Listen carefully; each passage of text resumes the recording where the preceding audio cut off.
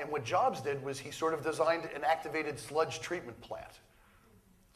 He took what nature was doing accidentally, and he engineered it and he optimized it, right, to increase the probability of these cross-disciplinary connections.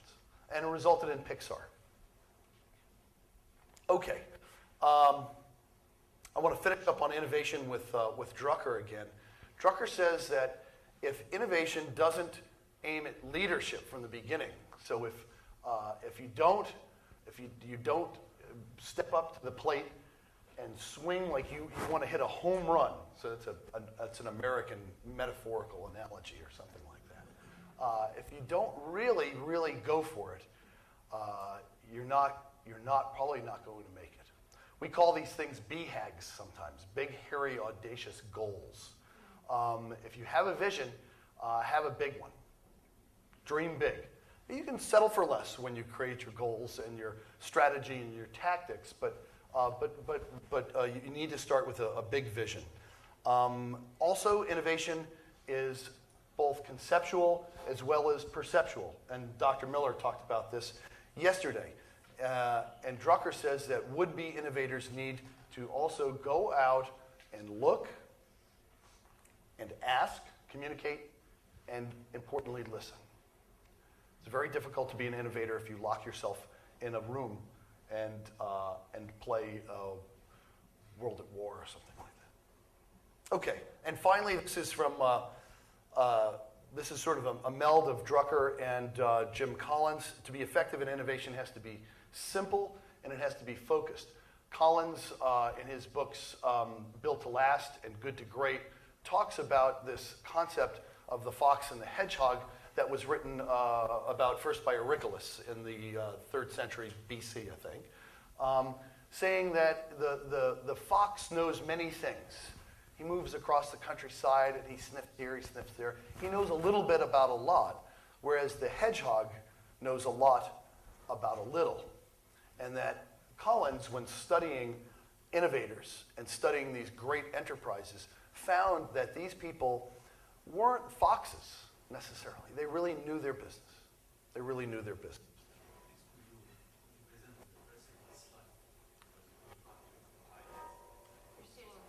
Oh, I'm sorry.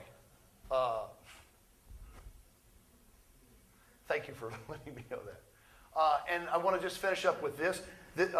For those of you who would like some really good reading material on innovation, there are books by Clayton Christensen, who's at Harvard, The Innovator's Dilemma, and The Innovator's Solution. 2 great books. His website is also rich with resources. And I pulled this graph from Christensen's website talking about innovations. We see this upper line here. Let's see if I can do this like this. This blue line here is an existing enterprise, succeeding by every year making a small innovation. So every year a new model comes out that has a slightly different appearance, maybe a new feature, an added benefit to it. What Christensen says is that disruptive innovations, those are innovations that have a lower performance but come in at a much lower price. These disruptive innovations have the greatest potential for success because they serve an overserved customer base.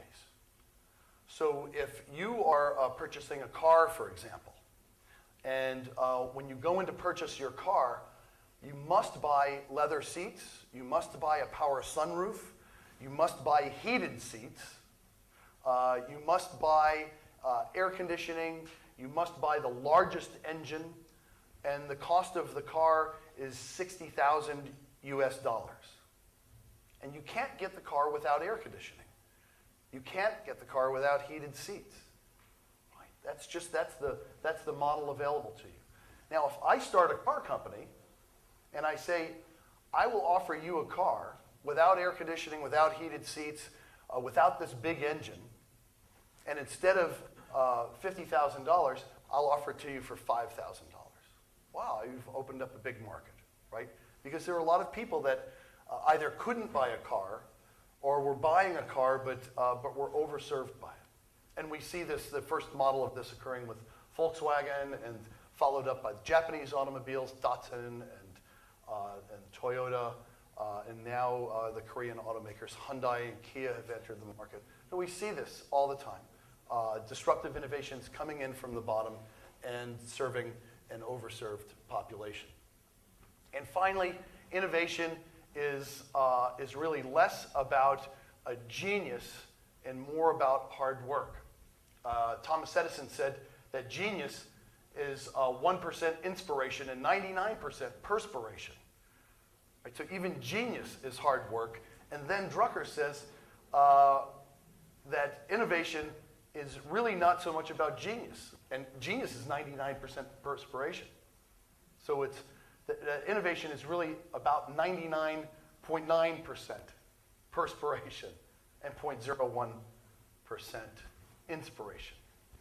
Okay. I want to just walk through, how am I doing on time? Okay. I want to walk through a curricular example for you. Again, this is just what we've been experimenting with at Penn State, and it's, I'm going to talk to you about the curriculum that I was involved with developing and that I've been involved with teaching. We offer more courses than what I'm going to talk to you about today, but I just want to talk to you about those with which I have expertise and which served as the seed crystals for other courses and programs. So, the Engineering Leadership Development Program was created in 1995. I sat on the task force that created it. And embedded within that academic program, we said, well, we really want to have entrepreneurship education for our students. But what does that mean? What does that mean? What might that look like? Should we offer them accounting skills or business case studies or tell them about raising venture capital or marketing, sales? Or is there something else that we should be teaching our students? Remember, there's over a decade lag time between the time that students graduate and they form a company. And that, you know, skills like, and topics like accounting, marketing, venture capital, they have a very high vapor pressure. They evaporate. You think about some of the material you learn in school, right? One semester, and then you go on holiday, and you come back, and a lot of it's already gone. I don't know where it goes. It goes with the wind. Yeah, it has a high vapor pressure. So we really asked ourselves, what can we give students that would stick with them? Remember earlier I talked about entrepreneurs as being able to see things differently than other people, right? This sense of vision.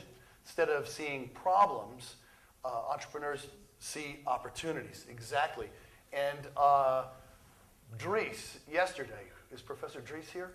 No. Yeah, he spoke about this le sens visionnaire. Yeah, this is exactly right. It's exactly right. This ability to see differently. And I think there is no age constraint on developing this vision. And I think that ability, that skill, maybe like riding a bicycle or playing a sport, will last longer than 5 years. Yeah. If you learn how to ride a bicycle, you put the bicycle down, come back 10 years later, you'll get on the bicycle and you'll go down the street. Yeah, those are the types of skills that I think we need to be paying attention to when we're thinking about designing an entrepreneurship curriculum. Are the skills that won't evaporate during the holiday. The skills that you can pick up 10 years later. So, my ideas and our ideas at Penn State on what these low vapor pressure skills are imagination, creativity, and this perspiration innovation combination. And when we designed our classes such that we would help to promote students being imaginative, being able to see the world differently, being able to look at the world through a different set of glasses. Creativity, providing an environment within which students felt comfortable failing, trying things and not being punished if they didn't work the first time, the way we punish you in thermodynamics and statics and dynamics, right? And finally, perspiration and innovation, having really rigorous classes. Not easy, soft skills classes, but rigorous, adventurous, exciting classes where students had to work hard, actually had to start businesses, and were challenged to make money in class during the semester, and sweat, and perspire, to learn what innovation was about capturing, because after all, it's about capturing value, and value can be measured in monetary terms. So, my old friend Mullah Nasruddin, when asked what his house was like, someone said, "Mullah, what's your house like?" He held up a brick and he said, "It's a bunch of these." Well, clearly Mullah's house was not just a bunch of bricks. It was assembled in a thoughtful way to provide him and his family with shelter. So I'm going to show you some curriculum now, and it will look like a bunch of bricks, but really it's more than that. These bricks were assembled to create an environment and to create really a house within which our students could develop. So within the engineering leadership program in 1995, we have a formal 18-credit minor, and you see firmly embedded in the middle of this minor in engineering leadership is technology-based entrepreneurship. That's how important we thought entrepreneurship was for technology leaders of the 21st century. At the heart, le cœur of the program, qalb, right? Al-qalb, was entrepreneurship, yeah, in a leadership program. And in fact, Schumpeter, remember from the 20th century, 1947, Schumpeter said that entrepreneurship is really just a form of social leadership. Interesting. That's what he called it, social leadership. In 2005, we went through a curriculum review, and we globalized our courses. And as part of that, we created a course in international entrepreneurship. So we added another entrepreneurial academic opportunity for our students at the undergraduate level. Again, not in an entrepreneurship program, in a leadership program, because we thought for technology leaders of the 21st century, not only was it important to study technology-based entrepreneurship, it was important to have the opportunity to study it in an international context. Yes?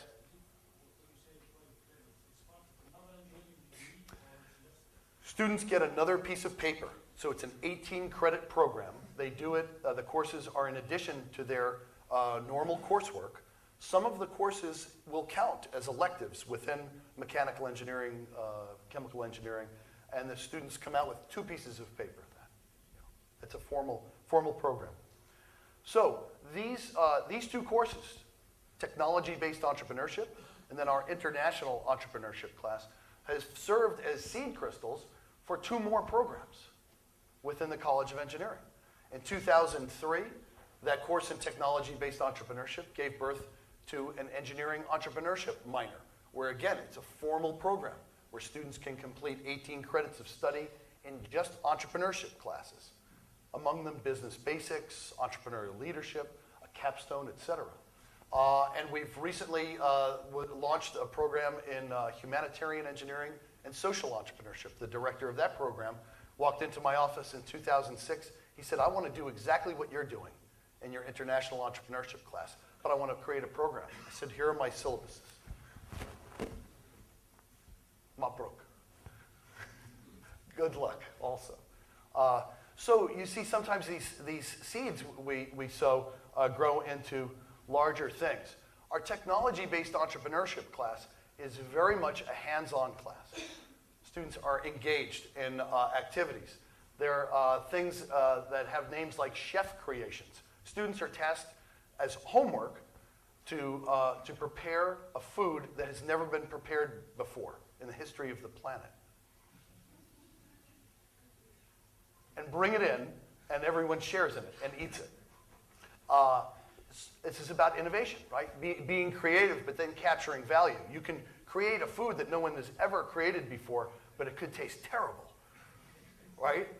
And you're not going to capture value from that. But if it's benign, well, then that's good. That's innovation, right? And it also helps to differentiate between these two activities. The difference between a cook and a chef. You know, famous chefs, Chef Ramsay, Chef Tell, these guys make millions of